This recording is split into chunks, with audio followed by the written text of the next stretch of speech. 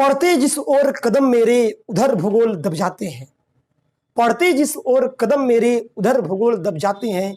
ऐसे महान विचार रखने वाले सुभाष चंद्र बोस को नमन करते हुए मैं आज की क्लास स्टार्ट करता हूँ। आज की जो क्लास है वह 5वें मुगल बादशाह, जी हाँ, 5वें मुगल बादशाह शाहजहां के ऊपर है। जी हाँ, शाहजहां के ऊपर है आज की जो 5वां मुगल बादशाह। मैं बताया था आप लोगों को, बाहों में आजा शाहजहां के पुत्र औरंगजेब। तो शाहजहां तक का सफर आज तय होने वाला है। हम लोग बाबर पढ़ चुके, हुमायूं पढ़ चुके, अकबर पढ़ चुके, जहांगीर पढ़ चुके, इसलिए बीच शेरशाह सूरी को भी मैंने पढ़ाया आप लोगों को। तो बाहों में आजा शाहजहां के पुत्र औरंगजेब, आज शाहजहां में टीच करने जा रहा हूँ। जी हाँ, और आफ्टर औरंगजेब एक बेहतरीन सा टेस्ट भी आप लोगों का लगेगा, 280 क्वेश्चनों का। उम्मीद करते हैं आप अपना बेस्ट देंगे। चलिए तो चलते हैं शाहजहां की दुनिया में। शाहजहां जो था वो 5वां मुगल बादशाह था और मैं इसे अपने पर लेकर आपको समझाता हूं। शाहजहां जो था ये 5वां मुगल बादशाह था। शाहजहां जो था 5वां मुगल बादशाह था। मान लेना मेरा नाम शाहजहां है। मेरा नाम क्या है? शाहजहां। मेरा वास्तविक नाम खुर्रम। मेरा वास्तविक नाम खुर्रम। मेरा नाम क्या है? तो शाहजहां। वास्तविक नाम क्या था? खुर्रम। वास्तविक नाम क्या था? खुर्रम। वास्तविक नाम क्या था? खुर्रम। जी हाँ, मेरा वास्तविक नाम जो था वो खुर्रम था। मेरा वास्तविक नाम क्या था? तो खुर्रम था। ऐसा मेरा नाम क्या है? शाहजहां। वास्तविक नाम खुर्रम। मुझे मेरे पिता जहांगीर ने खुर्रम से शाहजहां की उपाधि दी थी। मैं एक जीत किया था युद्ध को जीतने के बाद मेरे पिता जहांगीर ने क्या किया था? मुझे खुर्रम से शाहजहां का उपाधि दिया था। मेरे नाम का अर्थ आनंददायक होता है। मेरे नाम का अर्थ आनंददायक होता है। मेरे पापा जी का नाम जहांगीर और मेरे मम्मी का नाम क्या था? तो जगत गोसाई था। ऐसा मेरे पिता का नाम जहांगीर और माँ का नाम जगत गोसाई था। ऐसा मेरा जन्म जो है 1592 में हुआ। मेरा जन्म जो है 1592 में हुआ, 5 जनवरी को। जी हाँ, 5 जनवरी 1592 को मेरा जन्म होता है। 5 जनवरी 1592 को मेरा जन्म होता है। ऐसा एक बार फिर से, शाहजहां कौन सा मुगल बादशाह था? तो 5वां मुगल बादशाह था। शाहजहां का वास्तविक नाम क्या था? खुर्रम था। इसको खुर्रम से शाहजहां की उपाधि किसने दिया? तो जहांगीर ने दिया। जहांगीर कौन था? इसका पिता था। इसकी माँ का नाम क्या था? जगत गोसाई था। माँ का नाम क्या था? जगत गोसाई। तो मेरा नाम शाहजहां है। मेरे नाम का अर्थ आनंददायक होता है। मेरा मूल नाम क्या था? खुर्रम। मुझे शाहजहां की उपाधि किसने दिया था? तो जहांगीर ने दिया था। मेरे पिता कौन है? जहांगीर। मेरी माता कौन है? तो जगत गोसाई। मेरी माता कौन है? जगत गोसाई। मेरी माता कौन है? जगत गोसाई। मेरा जन्म कब हुआ? 1592 में। जन्म कब हुआ? 1592 में। जन्म कब हुआ? 1592 में, 5 जनवरी 1592। जी हाँ दोस्तों, 5 जनवरी 1592 का मेरा जन्म हुआ है। 5 जनवरी 1592। जगत गोसाई, पिता जहांगीर, नाम का अर्थ आनंददायक, मूल नाम खुर्रम। मूल नाम खुर्रम। जी हाँ, मेरी विवाह 1612 ईस्वी में हुआ। मैं 1612 में क्या कर लिया? विवाह कर लिया। ऐसा 1612 में मैं विवाह करता हूं। अर्जुमंद बानो बेगम, किससे मैं शादी किया? अर्जुमंद बानो बेगम से मैंने निकाह किया। अर्जुमंद बानो बेगम से। वैसे मेरी बहुत सारी पत्नियां थी, लेकिन इसका नाम पॉपुलर होता है। अर्जुमंद बानो बेगम से मैं निकाह करता हूं। किससे करता हूं? अर्जुमंद बानो बेगम से मैं निकाह करता हूं। किससे निकाह करता हूं? अर्जुमंद बानो बेगम से मैं निकाह करता हूं। किससे निकाह करता हूं? अर्जुमंद बानो बेगम से मैं निकाह करता हूं। ऐसा अर्जुमंद बानो बेगम से मैं निकाह कर लेता हूं। उसको मैं मल्लिका ए जमानी का उपाधि दिया था। क्या कहा था उसको? मल्लिका ए जमानी। मल्लिका ए जमानी का उपाधि दिया था मैंने। किसको? अर्जुमंद बानो बेगम को मल्लिका ए जमानी कहकर मैंने संबोधित किया था। ऐसा मेरा नाम क्या है? शाहजहां। नाम का अर्थ आनंददायक। नाम का अर्थ आनंददायक। वास्तविक नाम खुर्रम। खुर्रम को शाहजहां की उपाधि किसने दिया था? जहांगीर ने। जहांगीर कौन है? मेरे पिताजी। मेरी माता का नाम जगत गोसाई। माता का नाम जगत गोसाई। जन्म कब हुआ? 1592। कहिया हुआ था? तो 5 जनवरी को। 5 जनवरी 1592 को मेरा जन्म होता है। ऐसा जी हाँ, मेरा विवाह कब हुआ? 1612 में। 1612 में मेरा विवाह होता है। इसके साथ अर्जुमंद बानो बेगम के साथ। इसको मैं मल्लिका ए जमानी का उपाधि देता हूं। ठीक है, मैं गद्दी पकड़ता हूं 4 फरवरी 1628 में। मैं क्या करता हूं? गद्दी पकड़ता हूं 4 फरवरी 1628 को गद्दी पकड़ता हूं आगरा में। कहाँ पर मैं गद्दी पकड़ता हूँ? आगरे में गद्दी पकड़ता हूँ। जी हाँ, 4 फरवरी 1628 को मैं गद्दी पकड़ता हूँ। कहाँ की गद्दी पकड़ता हूँ? आगरे की गद्दी पकड़ता हूँ, ऐसा। जी हाँ, और मैं किरण ए सानी, पूरा नाम अबुल मुजफ्फर शहाबुद्दीन मोहम्मद साहिब किरण ए सानी, ये क्वेश्चन बनता है, आप लोग को इस पे फोकस करना होगा, ध्यान दीजिएगा। जी हाँ, आगरा में मैं गद्दी पकड़ा, अबुल मुजफ्फर शहाबुद्दीन मोहम्मद साहिब किरण ए सानी, खास करके औरंगजेब वाली उपाधि ही वह क्वेश्चन बनता है ज्यादातर। इसका शाहजहां का अर्थ और शाहजहां का मूल नाम खुर्रम, यही इसके प्रश्न बनते हैं। ठीक है, तो आगरा में अबुल मुजफ्फर शहाबुद्दीन मोहम्मद साहिब किरण ए सानी के नाम से मैं गद्दी पकड़ता हूं। ठीक है, मैंने क्या किया कि नूरजहां को, आप लोग को मालूम होगा जहांगीर की जो पत्नी एक नूरजहां भी थी। जी हाँ, तो मैंने नूरजहां को 2 लाख रुपये वार्षिक पेंशन देकर लाहौर भेज दिया। 2 लाख रुपये उनको मैं वार्षिक पेंशन देकर कहाँ भेज दिया? लाहौर भेज दिया, ऐसा। 2 लाख वार्षिक पेंशन देकर मैं उनको कहाँ भेज दिया? लाहौर भेज दिया। ठीक है, चलिए अब चलते हैं आगे।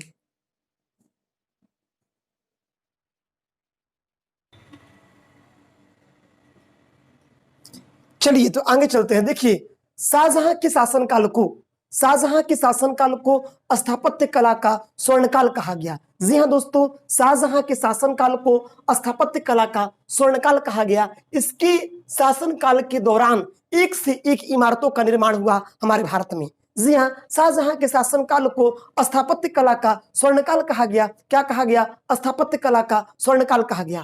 अब इसके द्वारा निर्मित कुछ प्रमुख इमारतों को याद करने के लिए एक छोटा सा मैं कॉन्सेप्ट देता हूं। वह कॉन्सेप्ट है मोदी ताजा लाश। क्या होगा? मोदी ताजा लाश। जी हाँ, मोदी जो है ना वो ताजा लाश है दोस्तों, मोदी ताजा लाश, मोदी ताजा लाश। जी हाँ दोस्तों, मोदी ताजा लाश। ठीक है, मो से मोती मस्जिद, दी से दीवाने खास दीवाने आम, ता से ताजमहल, जा से जामा मस्जिद, और ला से लाल किला, और सा से शीश महल, लाहौर के किले में स्थित शीश महल। याद कीजिएगा कि शाहजहां के शासनकाल को स्थापत्य कला का स्वर्णकाल कहते हैं। उसको याद करने के लिए एक छोटा सा लाइन याद करना है, मोदी ताजा लाश। मो से मोती मस्जिद, दी से दीवाने खास, दी से दीवाने आम, ता से ताजमहल, जा से जामा मस्जिद, ला से लाल किला, और सा से शीश महल। सा से शीश महल, कहाँ पर शीश महल? लाहौर के किला स्थित शीश महल। तो मोदी ताजा लाश। मो से मोती मस्जिद, आप देख सकते हैं मोती मस्जिद, ये रहा मोती मस्जिद। दी से दीवाने खास दीवाने आम, ता से ताजमहल, जा से जामा मस्जिद, ला से लाल किला, और सा से शीश महल। ठीक है, तो मोदी ताजा लाश स्थापत्य कला का स्वर्णकाल कहते हैं, ऐसा। अब देखिए, मोदी ताजा लाश हम लोग याद कर चुके हैं। मो से मोती मस्जिद, दी से दीवाने खास दीवाने आम। ठीक है, मोदी ताजा लाश, ता से ताजमहल, जा से जामा मस्जिद, ला से लाल किला, और सी से शीश महल। ठीक है, अब देखिए मोती मस्जिद।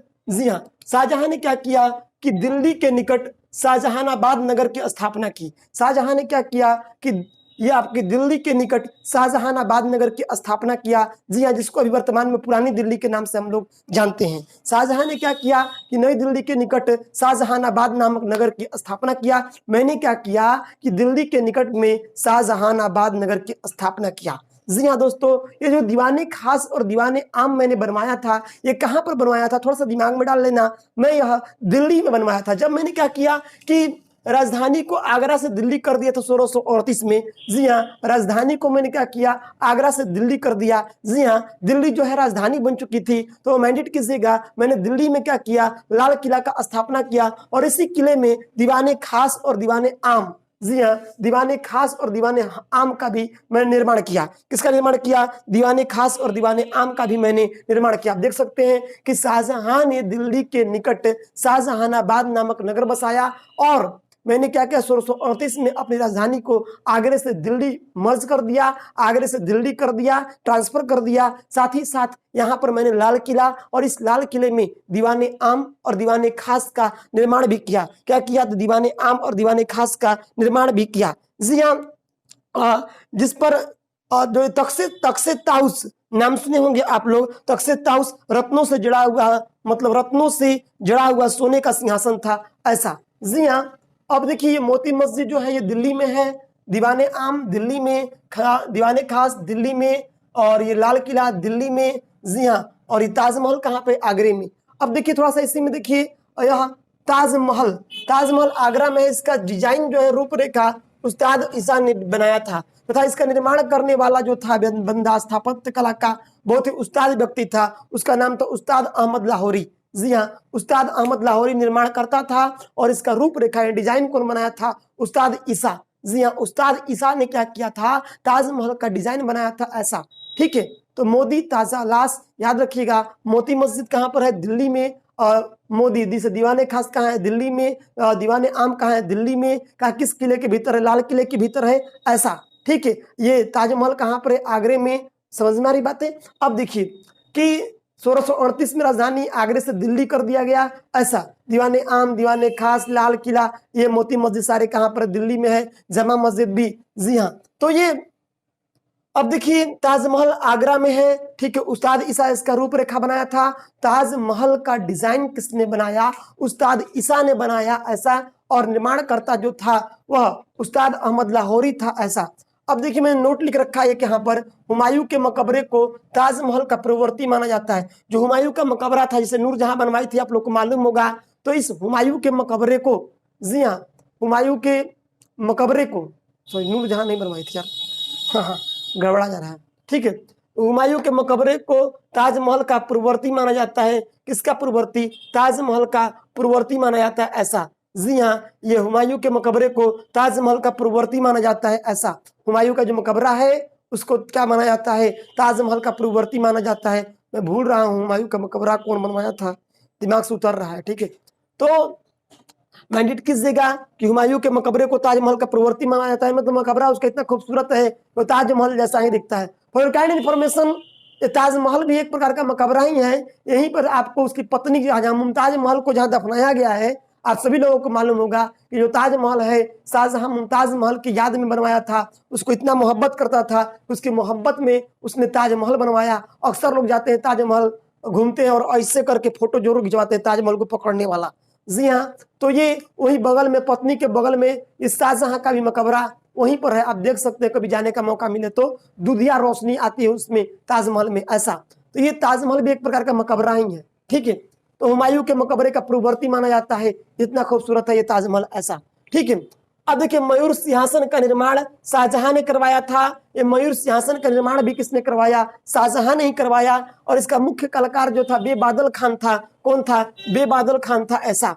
ठीक है, अब बादशाह के सिंहासन के पीछे बेबादल, मयूर सिंहासन किसने बनवाया था? शाहजहां निर्माण करवाया। मुख्य कलाकार कौन था उसका? बेबादल खान था ऐसा। ताजमहल का रूपरेखा किसने डिजाइन किया? उस्ताद ईसा ने। और उस्ताद ईसा ने। और इस ताजमहल को बनाने वाला मुख्य स्थापत्य कलाकार कौन था? उस्ताद अहमद लाहौरी था। उस्ताद अहमद लाहौरी। ये ताजमहल कहाँ पर है? तो ये ताजमहल आगरा में है। ये किसका मकबरा है? मुमताज महल का। उस पत्नी के बगल में ही शाहजहां का भी मकबरा है ऐसा।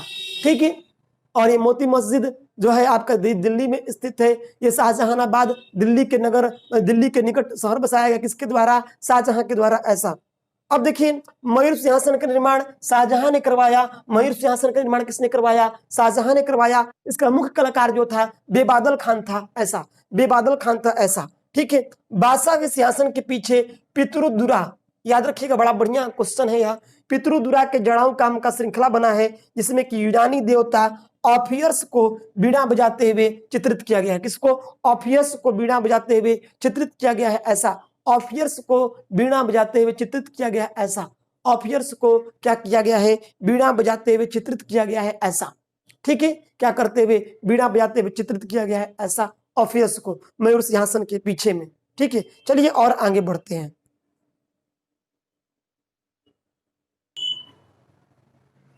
अब देखिए जो पितृदरा की बात मैं कर रहा था, ये जो पितृदरा है ये संगमरमर पर जोहरात है। जी हाँ, ये पितृदरा जो है ये संगमरमर पर जोहरात है। ये जड़ाऊ काम किया होता है। ठीक ना, ऐसा काम जो है सबसे पहले आरंभ जहांगीर के समय में हुआ था। ये पितृदरा का जो जड़ाऊ काम है ये सर्वप्रथम जहांगीर के समय में शुरू हो चुका था। और ये संगमरमर पर जोहरात है, मतलब संगमरमर पे जोहरात का काम किया हुआ होता है। जोहरात का, हीरे जोहरातों का कार्य किया होता है, इसी को पितृदरा कहते हैं। ठीक है, ये जो पितृदरा है जड़ाऊ काम है, आरंभ ये जहांगीर के समय में हो गया था। सर्वप्रथम इत्माद दौला के मकबरे में यह कार्य हुआ था। किस पे यह पितृदौला का कार्य हुआ था? सबसे पहले तो एतमाद-उद-दौला के मकबरे पर ही यह कार्य हुआ था। हुमायूं का मकबरा 2 मंजिला है, मालूम होगा, मैं पहले ही बताया था आप लोगों को। जी हाँ। अब देखिए, शाहजहां यानी मेरे 2 प्रमुख चित्रकार जो थे, एक मोहम्मद फकीर था और एक मीर हाशिम था। एक मोहम्मद फकीर और एक मीर हाशिम। जी हाँ, मोहम्मद फकीर और मीर हाशिम। जी हाँ। अब देखिए, मैंने कुछ उपाधियां भी बांटी थी। संगीतज्ञ लाल खां को गुण समुंदर, बड़ा इंपॉर्टेंट क्वेश्चन है। संगीतज्ञ लाल खां को गुण समुंदर की उपाधि मैंने दिया। और संगीतज्ञ जगन्नाथ जो कि एक कवि भी थे, हिंदी कवि भी थे, इनको मैंने महाकवि राय की उपाधि दिया था। जी हाँ, लाल खां को गुण समुंदर की उपाधि, लाल खां को गुण समुंदर की उपाधि, और संगीतज्ञ जगन्नाथ जो कि हिंदी साहित्य के कवि भी थे, इनको मैंने महाकवि राय का उपाधि भी दिया था। ऐसा ठीक है। तो पितृदौला जो है एक जड़ाऊ काम है जो संगमरमर के ऊपर क्या रहता है। या जहांगीर के समय में इसकी शुरुआत हो चुकी थी। सबसे पहले यह एतमाद-उद-दौला के मकबरे के ऊपर किया गया। हुमायूं का मकबरा 2 मंजिला है। ऐसा लाल खां को कौन सा उपाधि? गुण समुंदर की उपाधि। और महाकवि राय की उपाधि किसको दिया गया? जगन्नाथ को। ऐसा जगन्नाथ को, ऐसा ठीक है, जगन्नाथ को दे दिया गया। ऐसा ठीक है। अब देखिए, शाहजहां क्या करता है? शाहजहां जो है यह दिल्ली में एक कॉलेज का निर्माण तथा दारुल बका नामक मस्जिद का मरम्मत करवाता है। ठीक ना, दारुल बका नामक मस्जिद का मरम्मत भी करवाता है। ऐसा दिल्ली में एक कॉलेज का निर्माण कराता है। अब देखिए, बात करते हैं शाहजहां के पुत्र पुत्रियों की। तो फाइनल इन्फॉर्मेशन बता दें, औरंगजेब उसका पुत्र था, दारा शिकोह था, औरंगजेब था, सूजा था, जहां आरा, रोशन आरा, गौहन आरा, बहुत मतलब 14 पुत्र पुत्रियां इसके थे। और ऐसी मान्यता है कि 14वें पुत्र को जन्म देते समय प्रसव पीड़ा से मुमताज महल की मृत्यु हुई थी। ऐसा जी हाँ। तो जहां आरा, रोशन आरा, गौहन आरा, इनकी पुत्रियां थी। ठीक है। तो ये दिल्ली में एक कॉलेज का निर्माण तथा दारुल बका मस्जिद का मरम्मत करवाया शाहजहां। शाहजहां के पुत्रों में दारा शिकोह था, औरंगजेब था, सूजा था। ठीक है। और ये आपकी जहां आरा, रोशन आरा, गौहन आरा, ये सब उनकी पुत्रियां हुआ करती थी। ऐसा शाहजहां के पुत्रों में दारा शिकोह, जिसको किंग ऑफ लॉफ्टी फॉर्चून कहते हैं, किंग ऑफ लॉफ्टी फॉर्चून कहते हैं, शाह बुलंद इकबाल के नाम से जाना गया दारा शिकोह। जी हाँ, दारा शाहजहां के पुत्रों में Dara Shikoh king of Lofty Fortune के नाम से जाना जाता है। यह सर्वाधिक विद्वान था। उसने सर-ए-अकबर नाम से उपनिषदों का अनुवाद करवाया। क्या किया? सर-ए-अकबर नाम से उपनिषदों का निर्माण करवाया, उपनिषदों का अनुवाद करवा दिया, ट्रांसलेट करवाया। किस नाम से? सर-ए-अकबर के नाम से उपनिषदों का इसने क्या करवा दिया? तो ये अनुवाद करा दिया। जी हाँ, टर्न करवाया। उसने भगवत गीता, योग विष्ट, जी हाँ, रामायण, इन सब का अनुवाद करवाया था अपने फारसी भाषा में पढ़ने के लिए। तो ये Dara Shikoh king of Lofty Fortune कहते हैं इसको। जी हाँ, सर-ए-अकबर, जी हाँ, सर-ए-अकबर नाम से उपनिषदों का अनुवाद भी करवाया। ऐसा ठीक है। चलिए और आगे चलते हैं।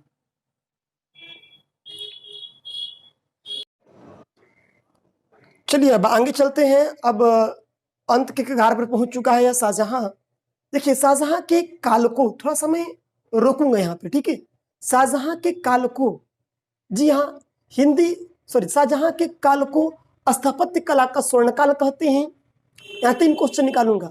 शाहजहां के काल को स्थापत्य कला का स्वर्णकाल कहते हैं, शाहजहां के काल को संगमरमर का काल कहते हैं, शाहजहां के काल को स्थापत्य कला का स्वर्णकाल कहते हैं, शाहजहां के काल को संगमरमर का काल कहते हैं, और शाहजहां को निर्माताओं का राजकुमार कहते हैं।